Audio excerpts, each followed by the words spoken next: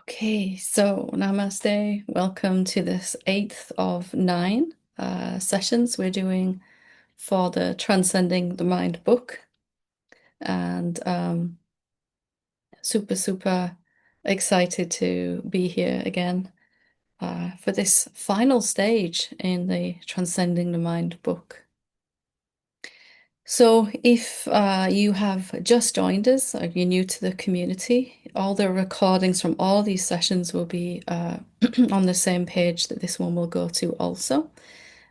Thank you, Linda, for posting that link there for where the recordings will be. So you can always go back and look through them again. Um, just to also remind you that you don't need to have the book to study this with us. We're looking at the Transcending the Mind book at the moment. And on the page where the recordings are, there is the electronic version of the book. So you can read that through the stages on the electronic version if you don't have the physical book. And also, I will share my screen again today as we're reading along, at least the English version. Not very good at reading Spanish as yet. Working on it, but we'll read it in English, and we have our beautiful translators into Spanish. So, again, just a few reminders that this book is really about the power of seeing, the power of recognizing where the sense of a doer, someone that can do something, is still permeating the mind and keeping the mind active with these seven false ideas that we have looked at. And we'll look at the seventh today. So we've looked at six already.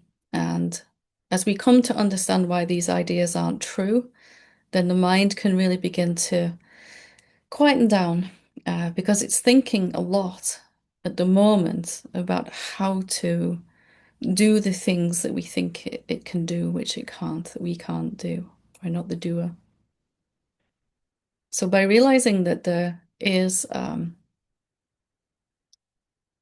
these seven ideas, becoming aware of these seven ideas and where they are not true, we are able to just allow the mind to go quiet. The mind is busy trying to solve seven problems, we could say, none of which it can solve. So that's kind of why a lot of the noise happens in the mind. So we're starting to really love the mind in our understanding of it and why it's so full of noise sometimes. Imagine if you'd been told seven things that weren't true, but you thought they were, seven problems you had to sort out, and you'd spent a long time trying to figure out how to sort these problems out, and now to find that it's not really true. So we're taking the mind apart by using the mind to see why these ideas are true. And just that process of seeing that these ideas aren't true is enough. It's powerful enough just to recognize these seven false ideas are not true for us. And then to see where they're playing in our lives. I'm trying to deal with an emotion here. I'm trying to change my outside world here.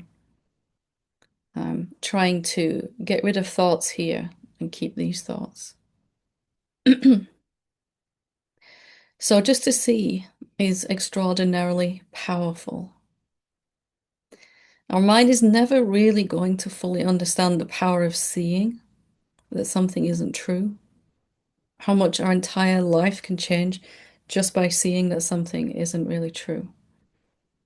It won't feel like enough to the mind. It's like, really? Just to see something is going to actually allow the mind to go quiet. But then we remember that we are the seeing, the formless consciousness, the awareness that sees, that it begins to make more sense. Because when we're just seeing something, seeing it's not true, we're not pretending to be someone doing something about it that can do something. Just seeing is being our real self and living from the awakened place. Today we're going to look at chapter, let me have a look, chapter 11 and stage 7. And this begins in the English book on page 99. I'll share the screen in a minute. Um, Page 99 for the English version, at least. And this is the final stage of the 7. But it doesn't mean it's more important than the previous 6. A clear seeing of all 7 needs to happen. So I'm just saying that because my mind did probably what yours does. Like, this is the most important stage. And it's really not true. Any pattern, karmic pattern that has been playing probably will be showing up in all 7 stages. So just to look at all of them and see. So let me just go through my example. I've used this example all the way through. Hopefully we can take it right through. So in stage 1, there was never enough money, so I was constantly trying to change my outside world. If I could work more hours or get a better job or get any job, I would have more money and I'll feel better. We saw it's not really true that we can change the outside world. And then I realized it wasn't actually the situation in the outside world, it was the thoughts that were generated by it. In stage 2, I saw that I was trying to push some thoughts away that made me feel bad and keep some thoughts that made me feel like I was making some progress.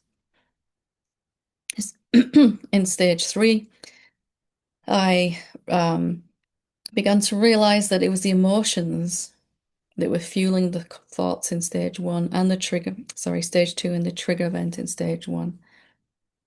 So I began to look at the emotions, fear around mindset around money, and anger and unworthiness and a whole lot of emotions, shame. And I had this idea that I could interact with the emotion. I could either accept it or reject it. Again, I had to see that that wasn't true.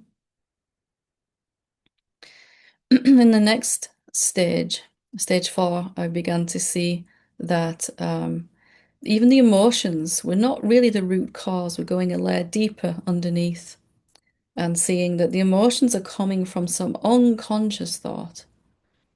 These are not the conscious thoughts in stage 2. Well, if I just get a better job, This is an unconscious thought, and the beliefs here were the belief from fear, I'm not safe, unworthiness, I'm not good enough, can't get what I want, said anger. So I began to look at those. Began to realize I've never been a believer of thoughts. And then even peeling back another layer, stage 5, I began to realize that I thought I was a separate being and that all the other stages are hanging on this idea of sense of separation. Stages 4, 3, 2, and 1. So I had to come to see that I'm not a separate being and I'm not the one who identifies as a separate being, as formlessness. I cannot identify, can't do anything, actually. And far from that being powerless, disempowering, it's totally empowering because I am the one that's watching it all. And I don't need to do anything from there. The recognition that I'm just watching allows these things to unravel themselves in the manifestation. So, stage 6, the belief in otherness. I began to see I'm not a separate being, but then I was holding money as an object outside of me, imagining some division, some dividing line between me and money. And that money is a thing, an object, a form, a phenomenon. So I had to come to see that it wasn't really separate to me, that I couldn't actually find a dividing line between myself and money, as much as my mind wanted to imagine that there is, that it's something I have to get or give and spend or pay. that there isn't actually a place where I exist separate to money. And I also saw that I'm not the one who believes in otherness. Again, I am the formless consciousness, just as you are. That I can't believe in anything. That these ideas are in the mind. So that leads us nicely to stage 7. And as I started to see, I don't believe in otherness. This idea that something could be other than me in stage 6 is still just an idea. I began to realize I am all of this. I'm showing up as this body. I'm showing up as money. I'm showing up as debt, savings, literally everything. There are ways that I am appearing in manifestation. And so sometimes I seem to recognize this, and sometimes, as I'm sure you can understand, it seemed to completely vanish, and I'd be back trying to get more money and really believing that I need it to come to me. There was two things again. And it seemed like I was experiencing two different states.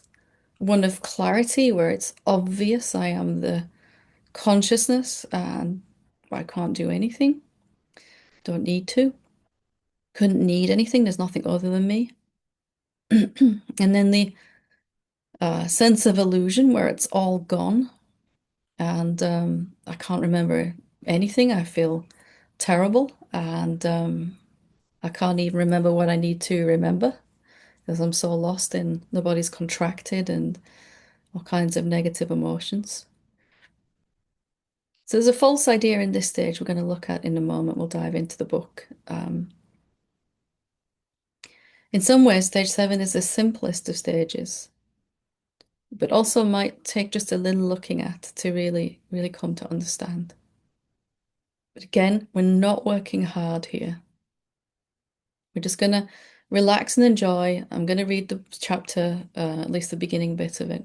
We'll look at the false ideas. As always, we'll look at why they're not true. And the seeing of it, the transcendence is going to happen in this class today, the work we're going to do today. Or maybe if you've looked at this book before, it is already happening. So we don't need to work hard. And of course, I will ask you to look at this and after in the homework to read the examples in the book as well. But just to see is enough. And we're going to do that today. So let's go ahead and share the book.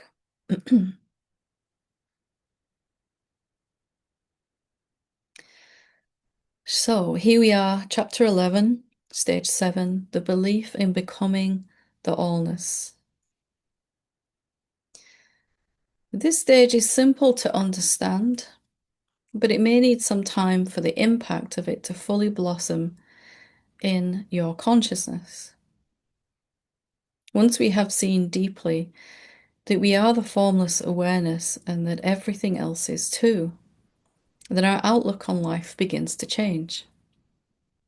We may find that we are less and less tolerant of the places in our life that we are still seeing from illusion. We might find that we seem to oscillate between knowing we are the formless presence and the other extreme of feeling like we are a separate person. We may set about eradicating those areas of illusion from our life and may feel that we are making progress for a while. Most of us will come to see, though, that things we thought we had transcended, even at this level, keep coming back again, and we seem to suffer. To transcend this stage, we must come to see that we are not actually transcending the separate sense of self at all. This is what our mind will want us to believe, but we must continue to be the truth. There never was any separate person called me, and as such, there is no work to do in order to eliminate this separate person. It is an illusion that has no existence in reality. What we have called the separate me is simply a collection of thoughts about being a separate person. When these thoughts are believed, we have the experience of being someone. The last place that this separate sense of self will seem to hide is as someone who is transcending separateness more and more, and spending less and less time in illusion.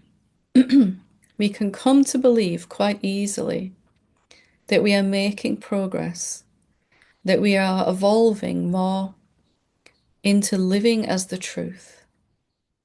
We can feel like we are eradicating the sense of being someone and only being the self. The self is all that ever was, is, and will be. There never was any false personal self. You have never been separate. Any belief that it takes time to rid yourself of illusion is simply not true. It takes no time for light to illuminate the darkness when you switch on the light.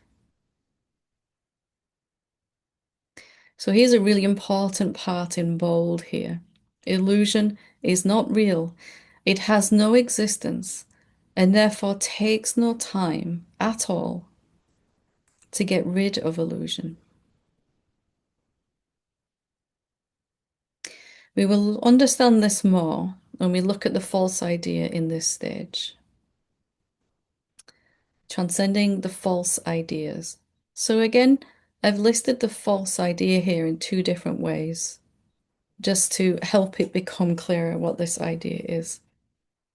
Number one, I have to get rid of all that is untrue within my being. I must transcend wherever I am still believing in separateness. Number two, it takes time to fully live as the truth. I may have seen what I am clearly, but to live as that in all areas of my life takes time. I can do something that will make the separateness go away. So here, if we just take a look at these two ideas, we'll see that there's a sense of a doer, a sense of a separate being that can do something. And what that sense of separate being thinks it's doing here is getting rid of illusion and learning to stabilize or stay as the consciousness only, the self, the awareness, the presence. And we experience it that way. We experience that it seems to take time to get rid of all illusion from my life. But can that be true? So number one, we'll look at why they're not true, these two ideas. And again, I'll give the very, very direct idea first, recognition first. And then I'll go into the slightly less direct, although not really. So number one, I have to get rid of all that is untrue within my being. I must transcend wherever I'm still believing in separateness. Well, I don't have the capacity to eliminate illusion. You don't have the capacity to eliminate illusion. It's not something you can do. You are totally insubstantial, formless, nothingness, appearing as form. And you don't have any hands to get rid of anything. You're not transcending anything, right? Awareness, consciousness, presence, it just is. In a slightly less direct way for number one, the idea that I must transcend wherever I'm still believing in separateness. That's not true because you're watching only. You're watching the mind gradually empty itself out of thoughts about illusion and separation. The mind is getting rid of these thoughts as you get clear on who you are. You're not doing that process. You're just watching a movie, and at the beginning of the movie, all the characters ever talked about was separation, illusion. And at the end of the movie, well, it never ends, but at the end of the movie, all the characters have recognized that they're all the same being. There's nothing to let go of, nothing to transcend.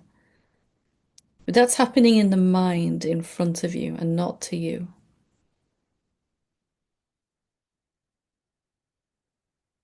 Number two, it takes time to fully live as the truth. I may have seen what I am clearly, but to live as that in all areas of my life takes time. I can do something that will make the separateness go away. So, number two, the very direct way, you don't have the capacity to stay as the self.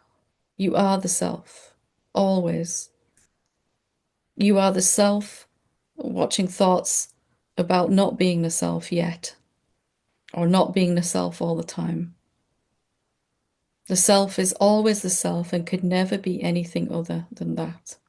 You don't have the capacity to stay as the self. You don't have the capacity to embody this realization that's happening in front of you. There's nothing you can do or need to do. Again, it's happening in front of you in a slightly less direct way. Illusion seems to be disappearing from your life bit by bit. Maybe it feels like it's getting faster, and it feels like you're living as the self more and more. More moments of clarity, less moments of delusion. But again, that is not something you are doing. You are watching clarity and delusion as alternating states appearing in front of you. Now the mind is clear. Now the mind is deluded again. Now the mind is clear. Now it's deluded again. You are watching both of those. Gradually, it's turning around to more moments of clarity. But you're not making that happen. You are the one that's already free. You're not affected by any state that appears in front of you. Illusion is just another thing that you see.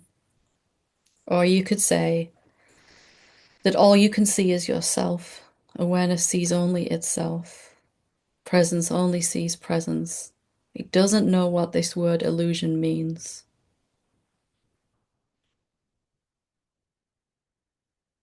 So right now, if you're trying hard to understand this, can we just drop that and relax as we read on, knowing that the transcendence is happening right now.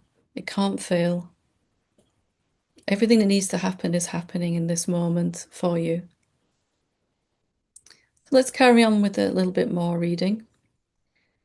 So we must be sure to remind ourselves that there is no work to do now from this place.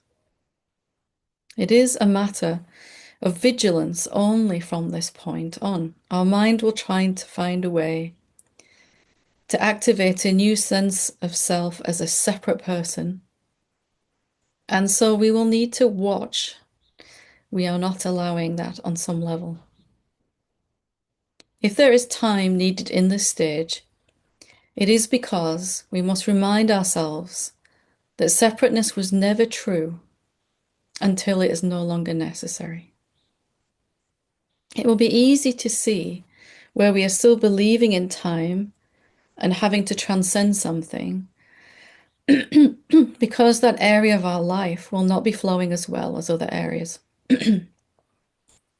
Finally, we come to see that there is no time, no process, no transcendence, or letting go of anything. There is no need for practice to stay as the self, as all is the self. There is only the allness that encompasses all illusion too. It is all the self, the consciousness.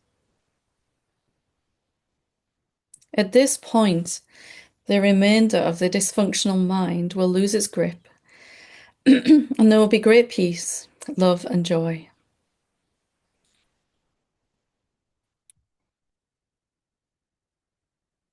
Wonderful.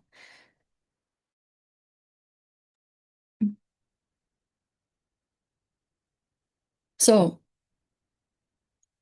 two places we keep imagining a sense of a doer, and they are the same thing, just said two different ways.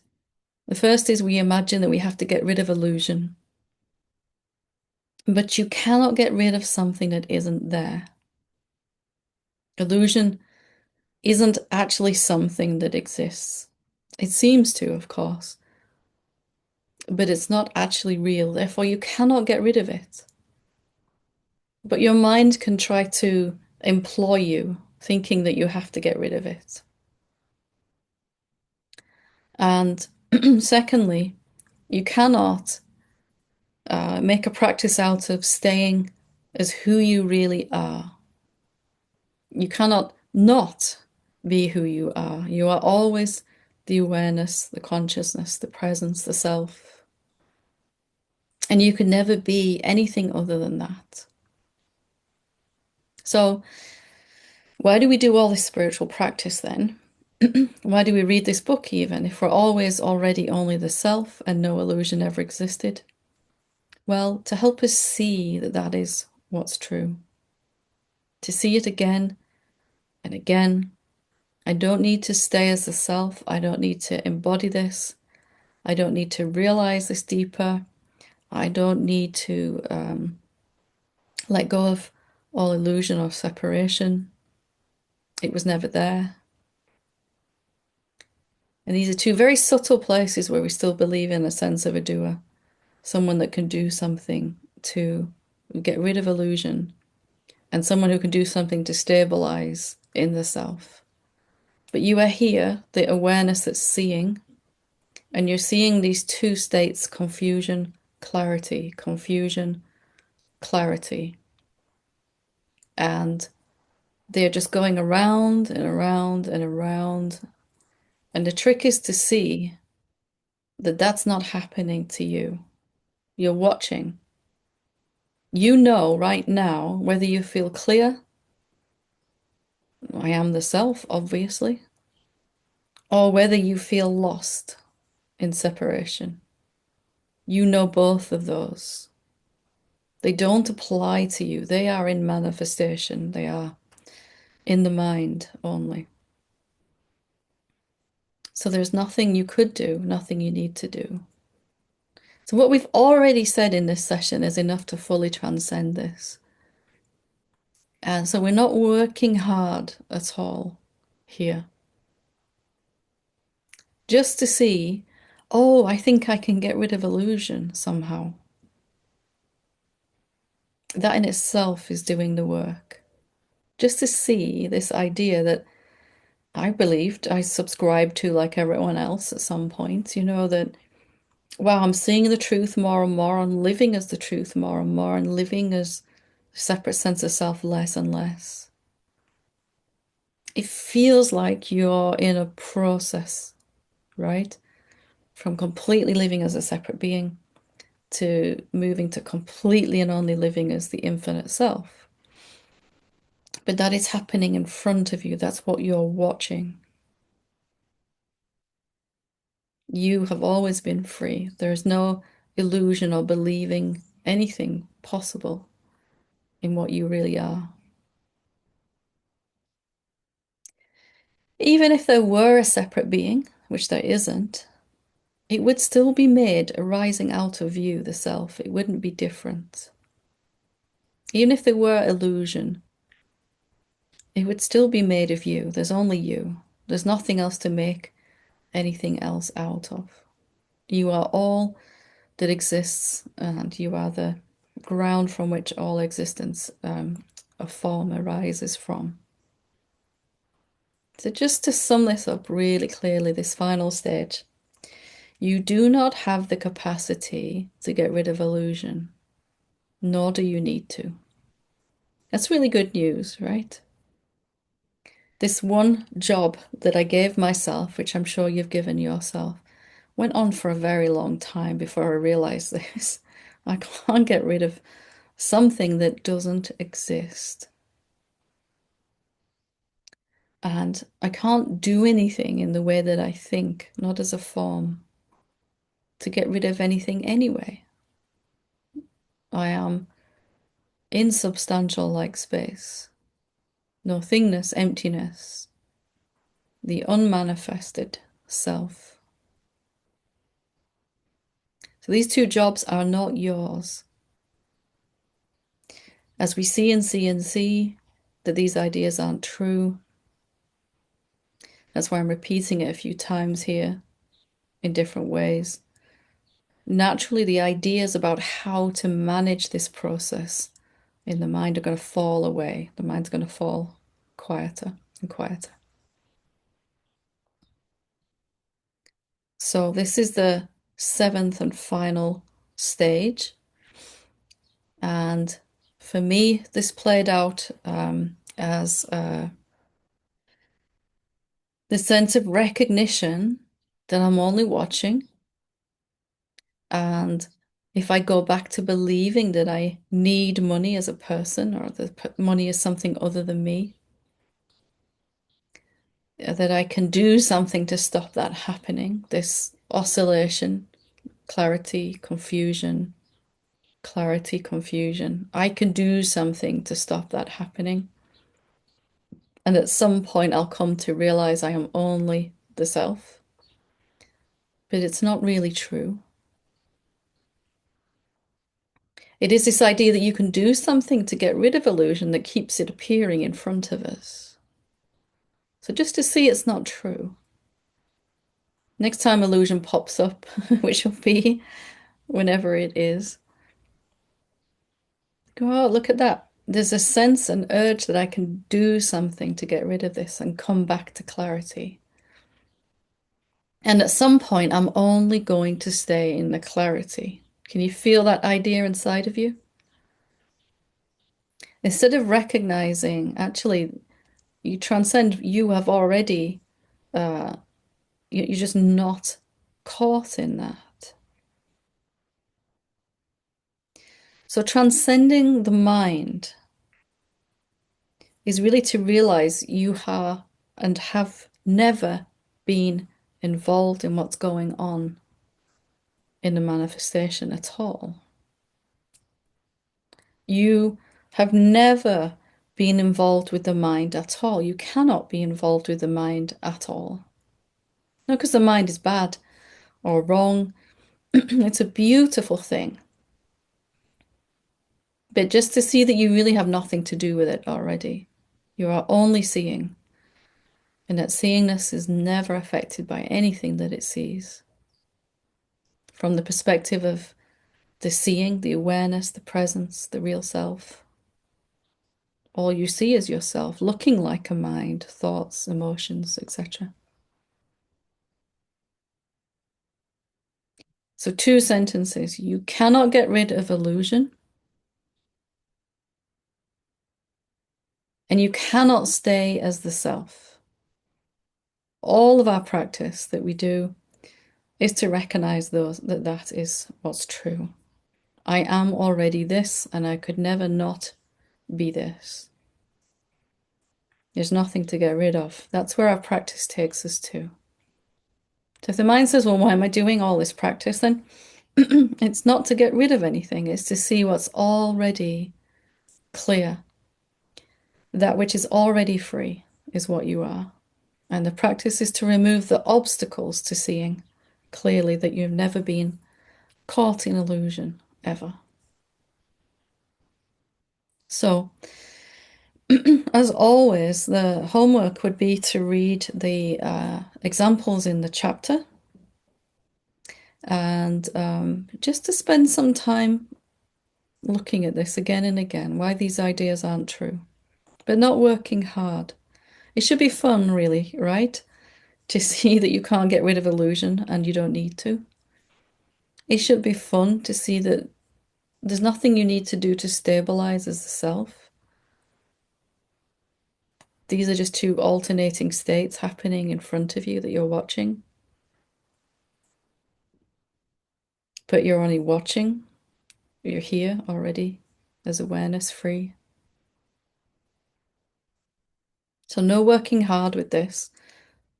I know I say this every week, but our mind wants some hard work to do.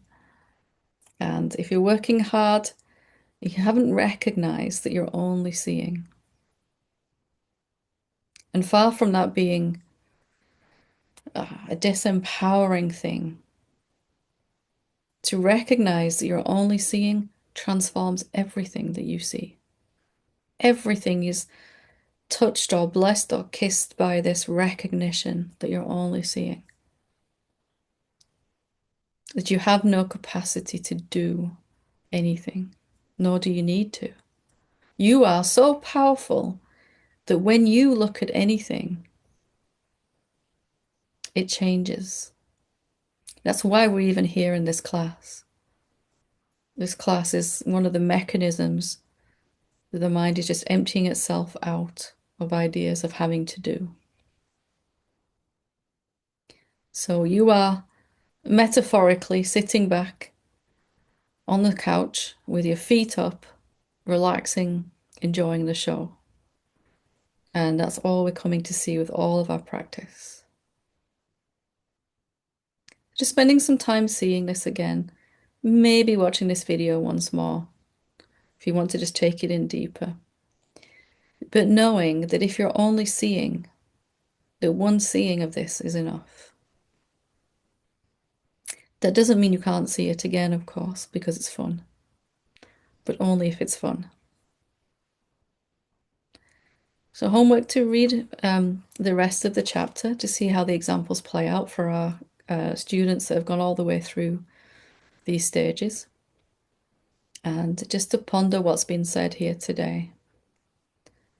And maybe if you want to, just being curious about what it means that you can't destroy illusion. You can't get rid of it because it doesn't exist.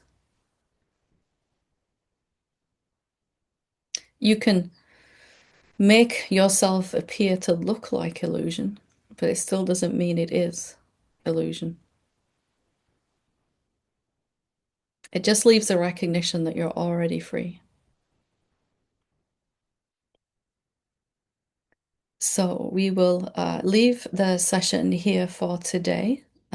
Next week, just a reminder, we have our final session and it will be for 2 hours. And we will start very briefly with the final chapter, the conclusion, just to read through that.